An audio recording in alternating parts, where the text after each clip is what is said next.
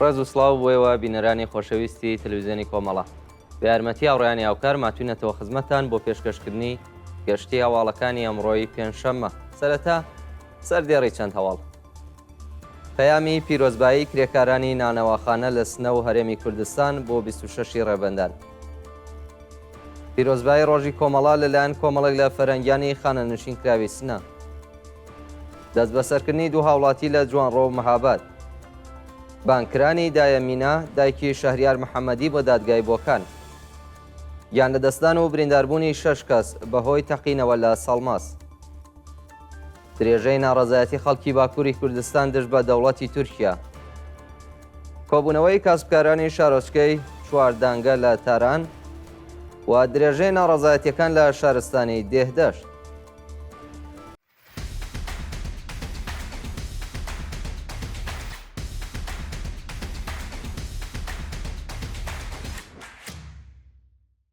پەیامی پیرۆزبایی کرێکارانی نانەواخانە لە سنە و هەرێمی کوردستان بۆ 26 ڕێبەندان.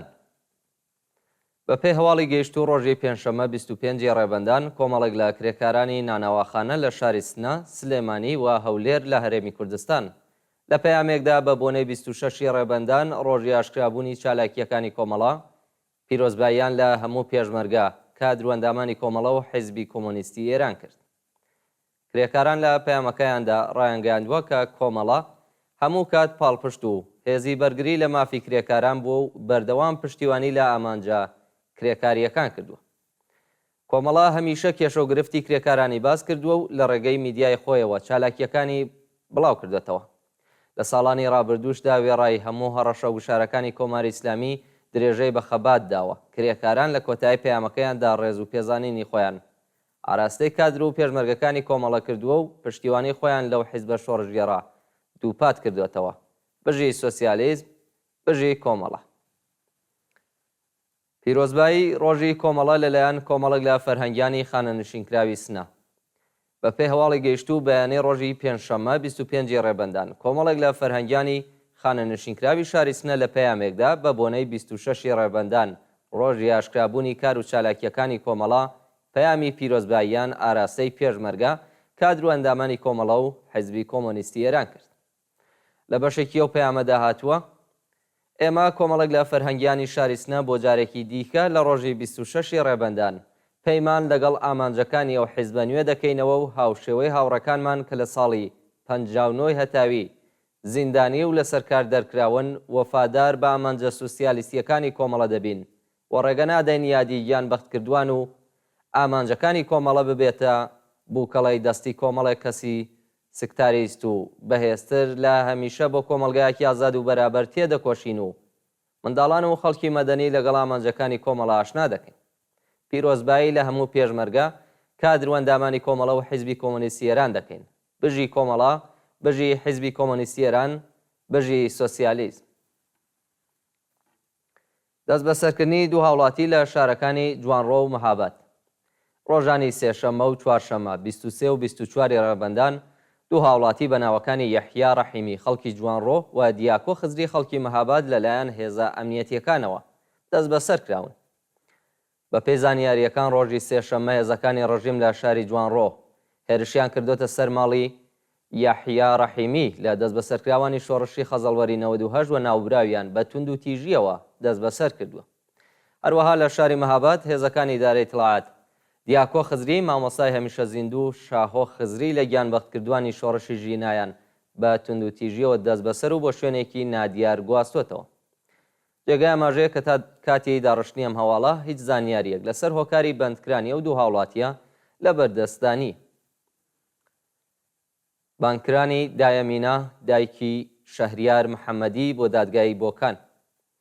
ڕۆژی چوارشەممە 24 ڕێبەندان میلاد محەممەدی برای شەهریار محەممەدی گیانبەختکردووی شۆڕشی ژینە لە پەیامێکدا ڕایگەیاند کە دایەمینە دایکی و هەمیشە زیندووە لەلایەن لقی 101 دادگای گشتی و ئینقلابی بۆکان بانکێش کراوە.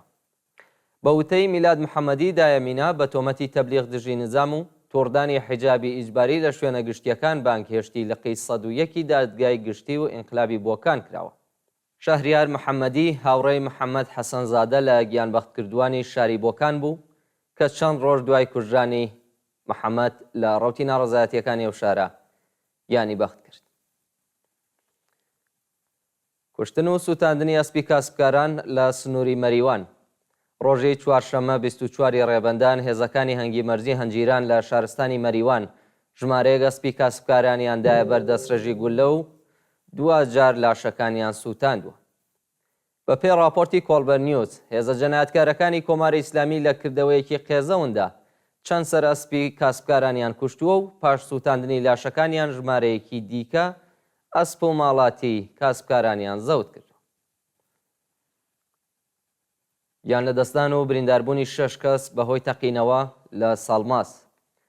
دوانیوەڕۆی ڕۆژی سێشەممە 23 ڕێبەندان تەقینەوە لە خانوویەکی سێنەهەمی لە گەڕەکی تازە شاری ساڵماس ڕوویدا و بۆ هۆیەوە ژنێک گیانی لە دەستدا و 5 کەسی دیکەش بریندار بوون. بە وتەی سەرچاوەکانی هەواڵ لەو خانووەدا یاری ئاگرینی شەوی چوارشەممە سووری دروستکراوە و لە ناکاودا تەقینەوە ڕوویداوە. لە ئەنجامی ئەو تەقینەوەیەدا ژنێکی تەمەن 44 ساڵ گیانی لە دەستاوە و 2 منداڵ و 3 ئەندامی دیکەی و خێزانە بە سەختی بریندار بوون. بە وتەی ئۆرژانسی سەڵماس دۆخی تەندروستی 3 لە بریندارەکان جێگیر نییە و ڕەوانەی نەخۆشخانەیەکی شاری ورمێ کراون. پشتڕاستکردنەوەی حکمی زیندانی بەهمەن نادری لە کرماشان.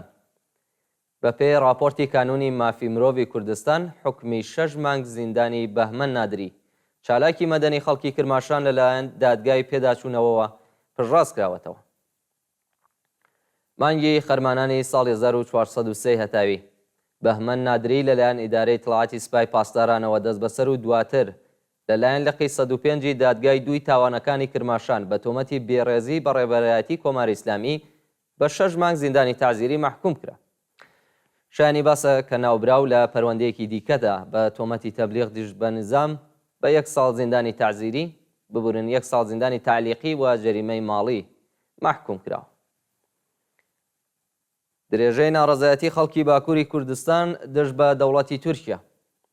ڕۆژی چوارشەممە 24 ڕێبەندان خەڵکی ئازادیخوازی باکووری کوردستان بۆ چەندەهەمین ڕۆژی بەردەوام دژ بە زیندانیکردنی شارەدارانی هەڵبژێردراوی خەڵکو و دانانی قەیوم لە جێگەیان ڕژانە سەر شەقام و خۆپێشاندانیان کرد.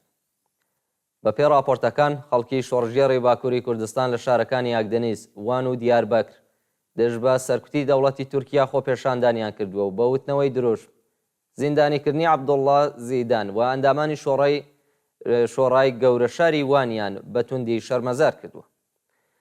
چالاکانی سیاسی بەشدار لەو چالاکیانە ڕایانگەاندووە کە دەوڵەتی ئەردوغان بە گوشار و کردەوەی نایاسایی دەیەوێت گەلێک سەرکوت بکات، بەڵام سەر ناکەوێت و هەوڵەکانیان شکست دێنێت. کۆبوونەوەی کاسبکارانی شارۆچکەی چواردانگە لە تاران. ڕۆژی چوارشەممە 24 ڕێبەندان کاسبکارانی شارۆچکەی چواردانگەی تاران دژ بە بڕینی بەردەوامی کارەبا، کۆبوونەوە و ناڕەزایەتیان دەربڕی. خاوەن کارگە و بەرهەمهێنەران لە شارۆچکەی چواردانگە بە بەدەستەوەگرتنی پلاکارد ڕایانگەیاندووە کاتێک بەڕق نییە کار نییە، کارکە نەبێت نان نییە و دەوڵەت هیچ بایەخێک بە ژیان و مەعیشەتی کرێکاران و کاسبکاران نادات. ناڕازیان بە وتنەوەی دروشت خوازیاری دابینکردنی کارەبای 24 ساعتە و قەرەبووکردنەوەی زیانەکانیان بوو. ناڕەزایەتی کرێکاران لە شارەداری خاش. کرێکارانی شاغڵ لە شارەداری خاش ڕۆژی چوارشەممە 24 ڕێبەندان دژ بە نەدانی داخوازیەکانیان ناڕەزایەتیان دەربڕی.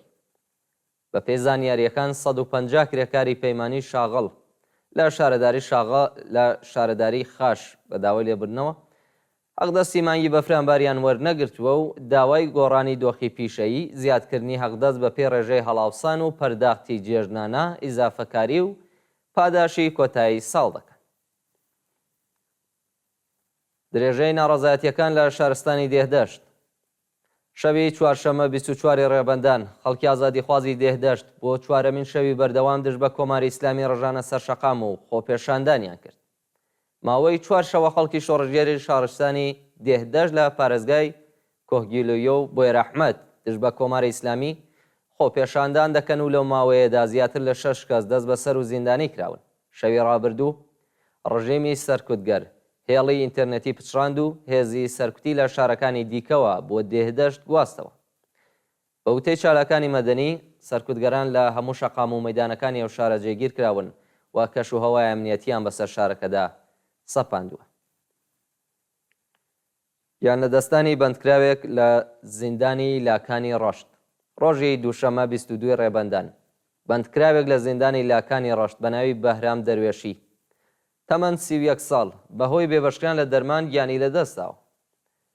بە پێی راپۆرتی کانونی مافی مرۆڤ ئێران بەهرام دەروێشی 10 ساڵ لەمەوبەر بە تۆمەتی دزی دەست بەسەر و بەهۆی نەبوونی توانای ماڵی بۆ قەرەبووکردنەوەی زیانی خاوەن ماڵ ماوەی بەندکرانی درێژ کراوەتەوە.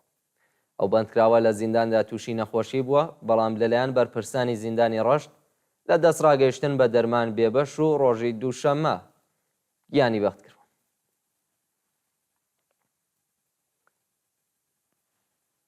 کوژران و برینداربوونی سێ ئەندامی خێزانێک بە تەقەیەزەکانی ڕژیم لە ڕێگان دوایین هەواڵ. شەوی سێشەمە 23 ڕێبەندان مامورانی ئیدارەی تڵاتی شارستانی ڕێگان ئۆتۆمبیلی خێزانێکی بەلوچیان داوەتە بەر دەستڕێژی گولە و بۆ هۆیەوە هاوڵاتیەک گیانی لەدەستا و دوو کەسی دیکەش بریندار بوون. بە پێی راپۆرتی حاڵوەش ئۆتۆمبیلی هاوڵاتیانی بەلوچ بە ناوی هاوڵاتیەکی بەلوچ بە ناوی بێهزاد ڕەشیدی هاوڕێ لەگەڵ خوشک و زاوایەکی بەبێ ئاگادارکردنەوەی پێشوەخت لەلایەن سەرکوتگەرانی کۆماری ئیسلامی و دراوەتە بەر دەستڕێژی گولە و لە ئەنجامی ئەو تەقەکردنەدا بێهزاد گیانی لەدەستاوە و زاوا و خوشکەکەی بە سەختی بریندار بوون. بینەرانی خۆشەویست گەشتی هەواڵەکانی ئەمڕۆتان پێشکەش کرا کات پیساتێکی خۆش بۆ هەموو لایەک.